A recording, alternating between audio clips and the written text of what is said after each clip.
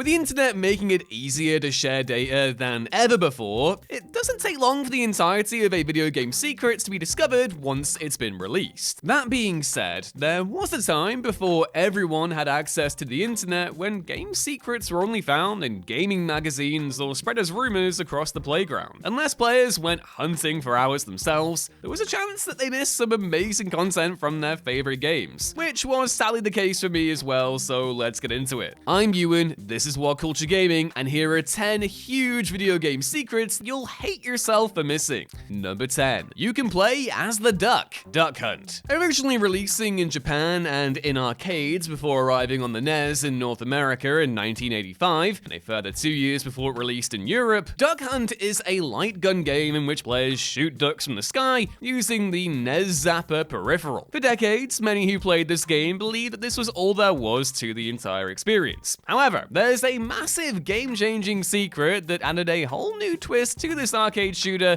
that kind of went unknown for longer than you might think. By plugging a regular NES controller into the second port, another player could actually control the ducks. This subsequently gave the game an unexpectedly interesting competitive edge in which each player would have to outsmart the other like a Daffy Duck Elmer Fudd confrontation. If the shooter's victorious, well, they could pride themselves on their sharpshooting skills. However, if they were outwitted by their crafty opponent, and in Looney Tunes logic this happens all the time, so I'm guessing this was the same case for the game itself, then the notoriously mocking laughter from the dog would only sting that much more. Strangely enough, after the secret had gone undiscovered by so many for so long, it was actually actor Seth Rogen who brought this revelatory fact to light. Tweeting in September 2018, Rogen stumbled upon this huge secret when he accidentally sat on the controller. Cheers, Seth, this almost makes up for Sausage Party. Almost. Number 9. Confronting Julius, Saints Row 2. Improving on the first game in nearly every conceivable way, Saints Row 2 was an absolute blast to play as it doubled down on the zany antics of the original while weaving a gripping plot that had some genuinely hard-hitting moments. After completing the campaign by reclaiming Stillwater from the rival gangs that took over the Saints' absence, though, most players were left with some pretty huge questions. Namely, what happened to the former gang leader called Julius? It is possible to get closure by heading to the police station where players can find recorded conversations between gangmate turned cop Troy and Julius. Through listening to them, it's revealed that the latter was the one who planted the bomb at the end of the first game that put the protagonist in a coma in the first place. Listen to all 3 recordings, then call Dex's number after collecting it to unlock the secret mission Revelations. Here, players team up with Julius for one last time to defend the Saints' former hideout from hordes of enemies. When the dust is cleared, players finally get retribution for Julius's betrayal. With only a handful of throwaway lines about paying Troy a visit at the police station being players' only cue that this mission even existed, there's a high chance that many missed this hidden mission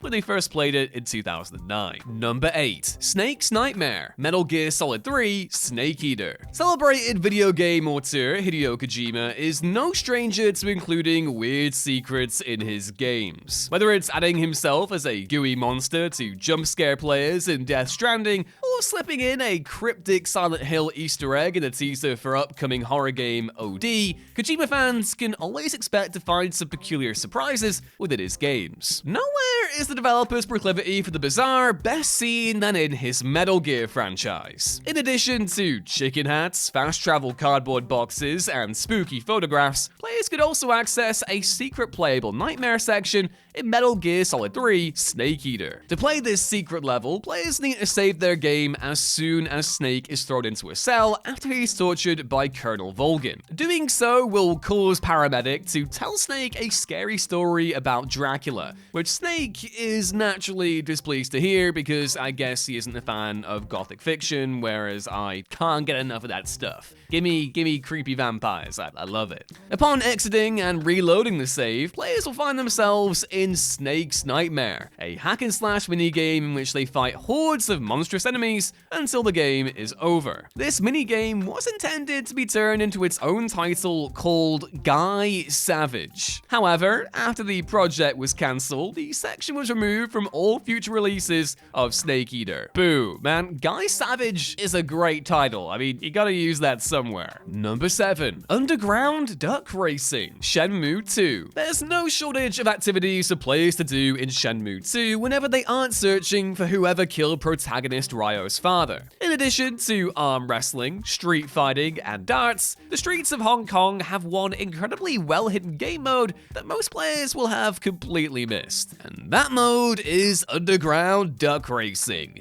And yep, it's as fantastically bizarre as it sounds. To unlock the mode, players will have to meet some specific criteria that begins with purposely failing a QTE event so that Ryo bumps into a girl carrying a tray. Speak to her later, win some fights, and finally talk to Izumi at the Tomato Mart, who will then tell Ryo about the duck racing. Yay! Although this mode only allows players to bet on which bow tie wearing duck they want to win at first, catching the white feather while playing the leaf catching minigame will allow players to unlock their very own duck that they can compete in races with. Not only does the duck communicate through some hilarious subtitles, but the whimsically upbeat song used during the race will have players laughing with glee as they race their duck to victory. And yeah, it's additions like these that have made the Shenmue series such an all-time cult favorite. Number 6. Playable Green Goblin, Spider-Man 2002. Although the video game adaptation of Sam Raimi's first Spider-Man film didn't reach the heights of its sequel, 2002's tie-in was nevertheless a superb superhero outing. And let me tell you, I played the hell out of it. Alongside a solid combat system and a fantastic cameo from Bruce Campbell as the narrator, the game also featured an excellent rogues gallery of villains for players to fight. Also bowling, which myself and the WhatCulture Gaming crew played for Christmas 2023, and yeah, what can I say? I'm something of a bowler myself. But I have a grudge with Spider-Man 2002, and it's because until only recently, and by recently I mean the other year, I discovered that you could play as Green Goblin in this game. What the hell? I would have killed for that when I was 6. Little Ewan looking in the mirror, talking about how the cunning warrior attacks neither body nor mind. Man, Spider-Man 2002 and it would have had one hell of a time. Also, yeah, I won't inflict that Willem Dafoe impression on you any longer.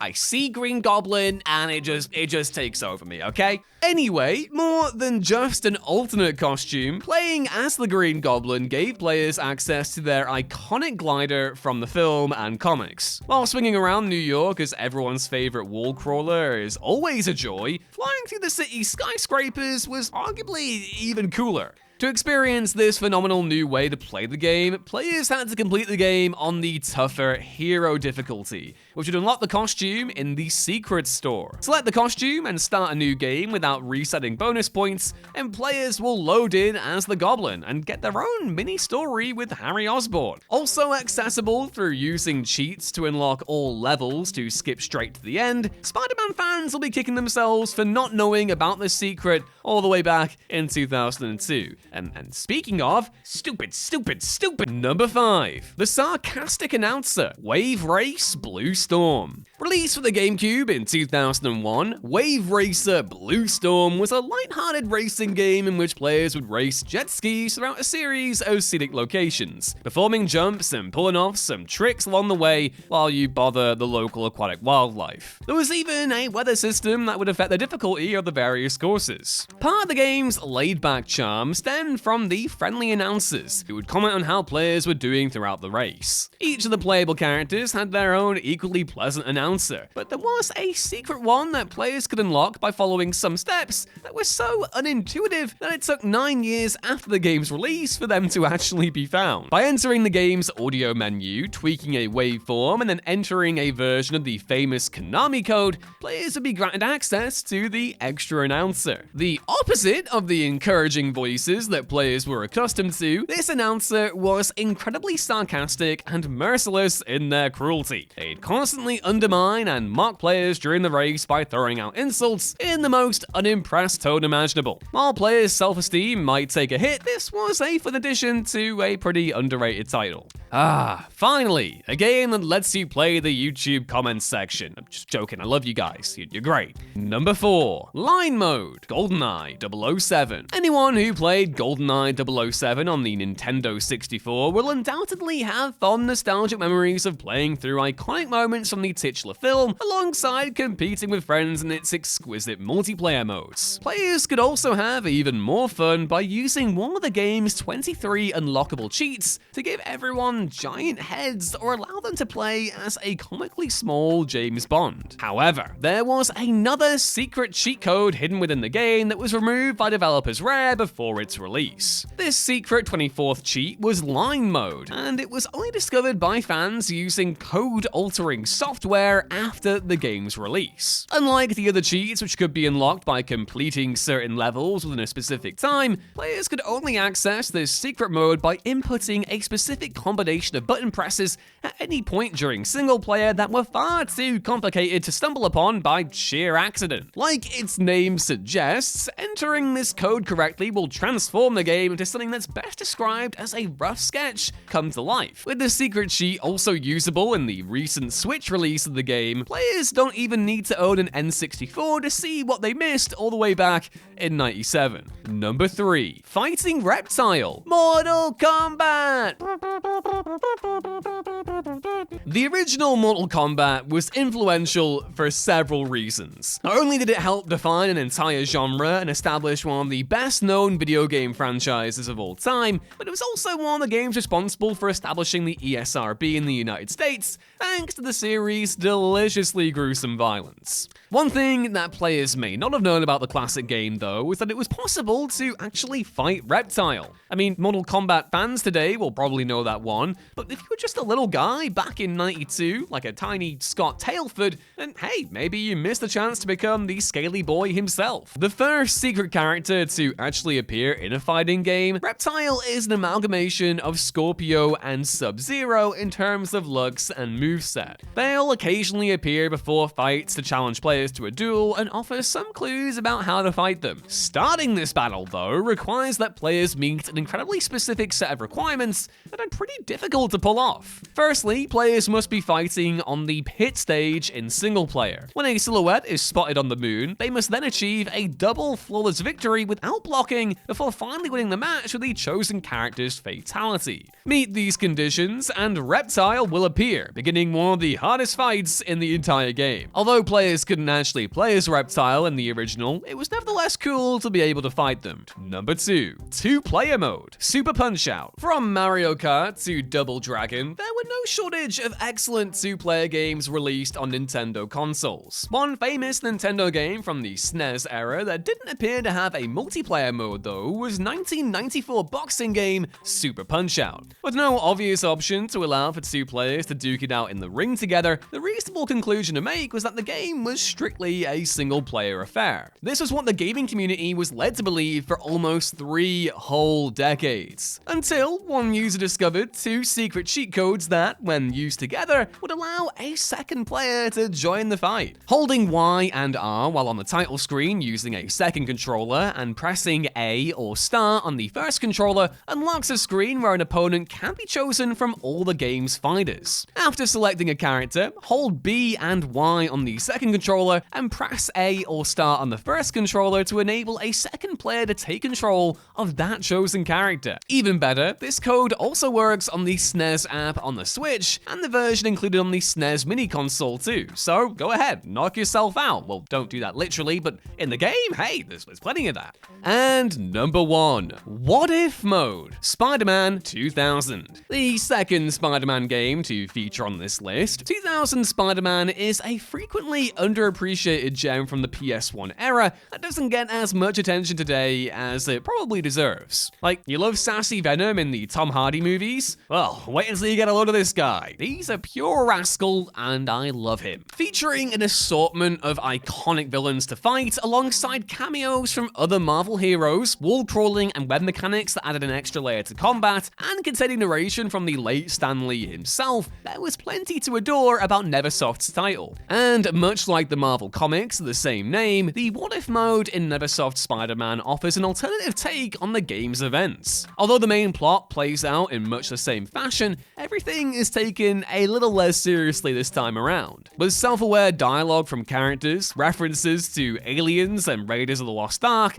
and a lot more spontaneous dancing than anyone would usually expect from a Spider-Man game, this mode is an absolute joy to play from start to finish. To witness this magnificent mode in all of its wonderful silliness, players need to enter the code GBHSRSPM on the PlayStation version, or, and this is the cooler one, Uatu Seas on the Nintendo 64, in reference to the Watcher, the same name from the comics, and then start a new game when the words "What If Contest" appear on screen. Spider-Man fans, you won't be disappointed with this mode. It's a great old time. And one you'll probably be kicking yourselves for not having played when it first came out.